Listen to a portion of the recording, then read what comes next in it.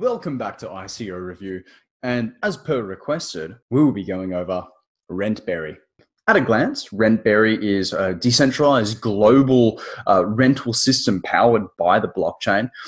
Through utilizing smart contracts, Rentberry is able to create an ecosystem where tenants and landlords can transact and complete rental tasks in a single location, removing the need for real estate. So this is potentially really disruptive. It's potentially for the rental world, for the real estate world. It's potentially an Uber.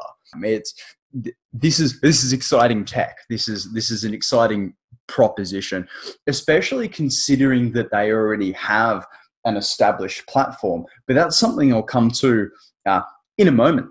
But before we move on, let's just have a look at the fact that token sale doesn't start for another 7 days, and have a look at the amount that the platform is postulating that they will receive thus far. Obviously, when you hit register now, you need to input the amount that you are intending to pledge to the ICO. So they've already raised over 23 mil, theoretically.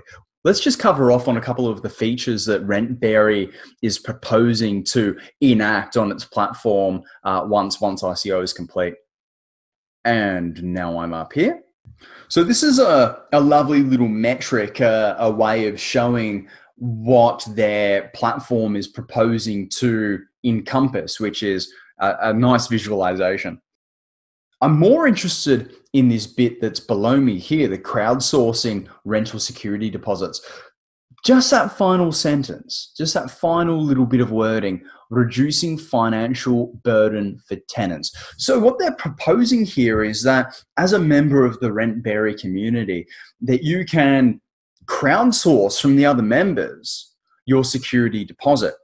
And what that means is that for lower income individuals, that will actually make covering a rental deposit and thus attaining a rental far more user-friendly and far more financially friendly on the individual. So if you select to crowdsource your security deposit, then instead of having to pay a big upfront sum, you then pay a small monthly fee in tokens. Now, what I'm waiting to hear back from the team about is if the monthly fee is then paid to the individuals that crowdsourced your security deposit. Because if that is the case, then users are highly incentivized to take care of the security deposits of other users. But moving along from that exciting proposition, just having a look at the roadmap here, we've already covered crowdsourcing rental deposits, which is just my favorite. Then they'll be launching a payment system that allows you to make and receive payments for rent using the Berry token itself.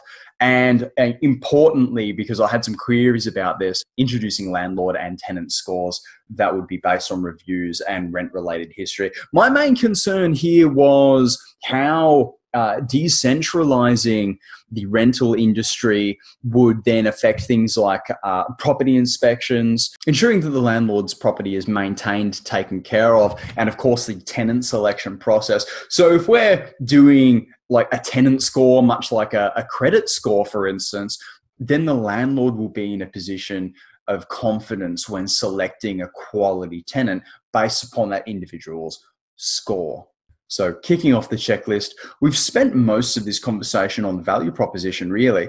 It's nice and straightforward. A Berry token will be used so you can pay rent and cover other rental-related services. And then, of course, paying for your security deposit should it be crowdfunded on a monthly basis using the Berry token. After value proposition, we'll have a quick touch on team. I'll be honest with you all, I'm not going to spend the time going into each individual of the team because the team